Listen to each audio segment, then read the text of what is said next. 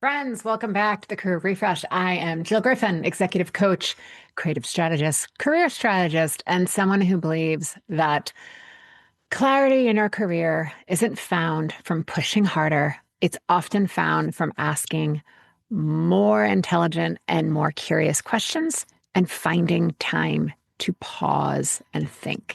And that's what we're talking about today. Today, we are going to explore one of the most common and at times most confusing moments in our career. Whether you're wondering, should I stay? Should I shift? Should I leap? Should I leap? Should I go? Should I leap to the next opportunity? Should I go someplace else? Most people think about career decisions like a tightrope, right? And they feel like one wrong move and everything falls apart. I refuse to believe that. And someone can argue with me, but I feel like it's much more like chutes and ladders, right? If you're working your career and all of a sudden something falls and you're down, right? When you work through that, you're right back where you're exactly supposed to be. How do we know? Because that's where you are. That's where you end up, and that's where you're supposed to be. So, some of my philosophy and things, it doesn't mean we don't make plans, we don't strategize, we don't work hard, but I don't really believe in failure. I just believe in like, yeah, you messed up, or that sucks, or that wasn't what you wanted, but then you move forward and you decide what to do next. Failure is only when you stop trying. So, if you're thinking about your career chapter, the next chapter as being like, I got to figure this out. I got to do it right. I can't mess up, right? I'm going to offer you that your next chapter is probably not a single option, that there's a range of possibilities. And when you can spend time in seeing those possibilities more clearly, decision making becomes a lot easier. You're finding that it's much more aligned to your personal values or the values that you have professionally that align to your company that you're looking at or where you're looking to go, right? So in this episode, I want to guide you through some really thought-provoking areas. Stay, what it looks like if you continue the way you are. Shift, what becomes possible if you make meaningful change. And then leap, what if you moved fear and judgment and money? If that wasn't in the way, what would you choose? All right, so let's dig in.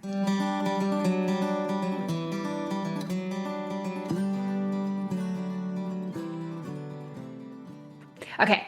Why this framework works on the three parts of looking at stay, shift, or leap is because when you're feeling stuck, people are often looking at this thing or this thing. Should I do this? Should I do this? I'm looking at two things. I'm looking at it as a binary answer. I could do this and this would happen. I could do this and this would happen. But they're not apples to apples. You can't the opportunities are different, the challenges are different. You are going to be different based on which you choose. So it's not comparing it this way. It's looking at, let me look at what happens if I stay. Let me investigate that and not look at anything else. What happens if I shift? What does that look like? Not looking at anything else. And then lastly, if I leave. So again, then you're like, well, then what happens? Okay, so once you do that work, then yes, we can compare, but it's not a pro and con list between the two things that we're looking at. All right.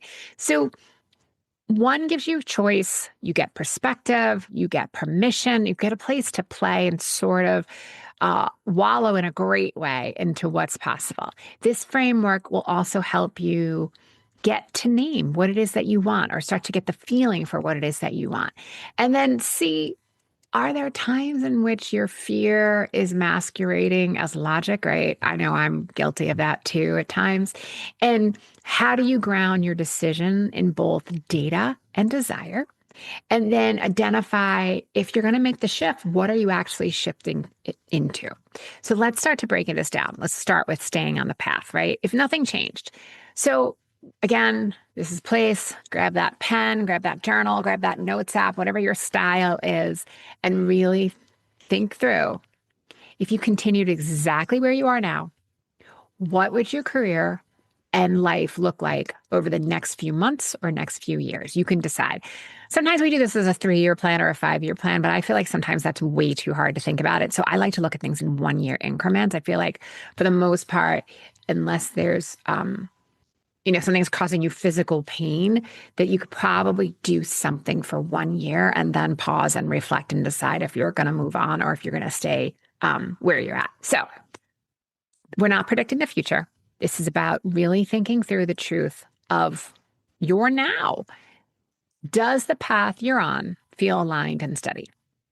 Are you growing or do you feel like you're coasting? Does the work you're doing energize or drain you? What are some of the real trade-offs of staying the course? So when we stay on a path, it reveals like whether you're genuinely satisfied or are you tolerating something you've outgrown? And I recently did an episode about outgrowing your career and how to navigate through that. So you may want to check that one out too. I'll put that in the show notes. The path can feel really grounding if you stay where you are, or it might feel like, oh gosh, no way, this is a wake up call, right? Both of this, we'll call it data, both of these answers are useful. All right. Second thing is the shift path. What if you made change? If your current situation was no longer an option, and don't go down the doomsday scroll. We're not talking about because anything bad would happen. That's not going to help you be creative and think. We're just talking about what if that job wasn't an option and you were safe? Okay. What would you do next? This is about reorientation, perhaps reinvention. If you couldn't rely on your current role or the team or the people you know, the routines, what would help you rise to the top? What would you naturally do next? What are strengths or passions that you might lean on first, right? Are there parts of your identity or who you're being or how you're showing up that you might actively work on and say, you know what, I'm going to shed those, either working on them with a mentor or a therapist or a coach? And are there new possibilities that appear? Really thinking that through. Here, you want to think about that the shift often reveals things that maybe you've avoided exploring because they feel inconvenient, not because they're wrong. What I hear a lot is that people love the idea of going back and advancing in upskilling or education. But then when they think about the time, the money, it's going to take a long time before they get the certification or pass the exams or do the thing, that they feel like I want it now so they don't shift. All right, welcome to being human. We can work on the mindset around that. But if you really like what the thing is, or what the new path might be, or that new role or that new contribution to your community or to the workplace, what would you do? What would that look like for you, right? This is the place that's going to show you what has been waiting in the wings and what maybe needs to come to the forefront. Okay, the next is the leap path. This is if fear lost its power. So what would you do if money, fear, or other people's opinions did not matter? This isn't fantasy. This is about clarity with intentional constraint, right?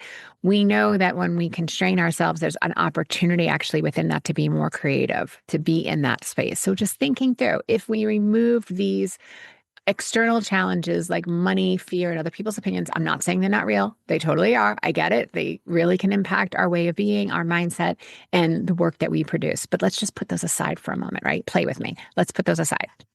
So if you could put those aside, what do you truly want? What if you pursued it? Could you trust yourself enough to go pursue it? And what would you finally be able to either admit to yourself, or would you allow yourself to do? Is there something I hear a lot from people is that maybe they wanted to move. Maybe they don't want to be in the city or the town that they're in anymore, but there's so many pressures around money and family and other people's opinions. And I'm just saying, just for a moment, just put that aside and really think through. Where would you want to live? What city do you want to work in? What does that look like for you? And what becomes possible for you if fear isn't always there as like the sidekick, right? So when you leap, the path often can hold a really pure desire. And it doesn't mean you're doing it now. Maybe you're doing it in 5 years from now. Maybe it's a longer term plan. It's not about jumping tomorrow. It's about jumping for what's real. And when you're thinking through the leap path, it contains a truth, your truth, about how you can integrate some of those areas now without blowing everything in your life up. There's a possibility that you can start doing some of that stuff now. Again, it depends on what your truth is.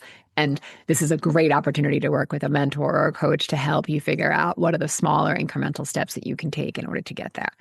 So next, I want you to think. So you've got your stay, you've got your leap, you've got your shift. I want you to give each of these paths a short little title, right? So some examples could be stay might be steady growth, predictable stability. Fine. Shift might be trading roles for alignment and ease. I hear a lot about people who are either caretaking young children or caretaking older parents that are like, you know what, I want to do good work. I want to be intellectually stimulated. I want to be paid. I want health insurance. If you're in the US, our health insurance is tied to our employment many of the times. You want that, but you really want to just, I don't want to have to work outside of work. And that is an honest answer. There's also a part in the sobriety community where it's called a sober job, right? So that if your job is to get well and to get sober and to work on your health and overall well-being, then we don't want to be in a job that's so taxing that it would impact your recovery, right? That's also maybe if you're thinking through shifting, like trading roles for alignment and ease. Those are two examples. And then maybe lastly, the title might be something like the leap might be finally choosing what I want. So I want you to really think through, if you were to give them a headline, what would the headline be? No pressure. You don't need to like market and, make it a marketing document. Just be thinking about like, what would the theme and the beat be of that? Now, I want you to next think about the 3 paths reveal. So this is a framework I use often with clients, and thinking through, okay, staying the path where you are right now shows your tolerance level, right? But are you staying because it's aligned or because it's familiar? The shift path shows what you're ready for. And this path is about evolution, reinvention, maybe recalibration, possibility.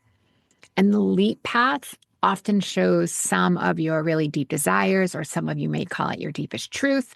And even if it's not the path that you end up choosing, it reveals more of what you want or who you want to be, or who you want in your life, right? What is that piece that you want to integrate into aspects of your life if you take the leap path?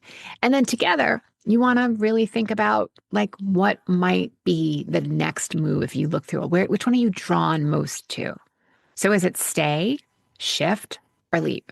And you may already know the answer, and it may also feel like, but it's impossible to get there. I'm just going to ask you to not do that to yourself right now and just hold the possibility, because you may feel a gentle tug towards one of these paths, or you may simply feel relief knowing that, you know what, I have more options than I actually realized, and that really feels good right now. I'm not going to do anything about it right now, but I really like the idea that I have more than one option.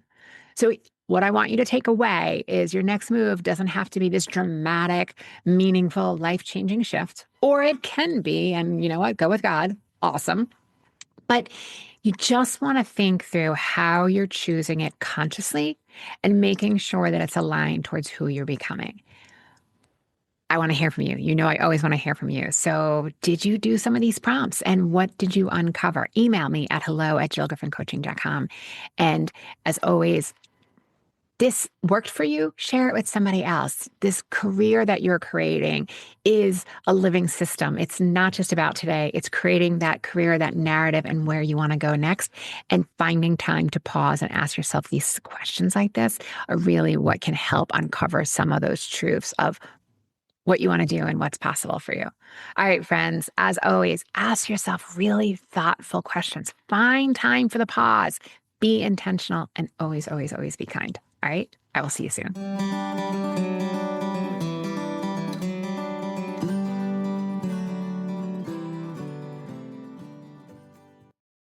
I'm Jill Griffin, your host of the Career Refresh Podcast. My mission is to make workplaces more successful for everyone.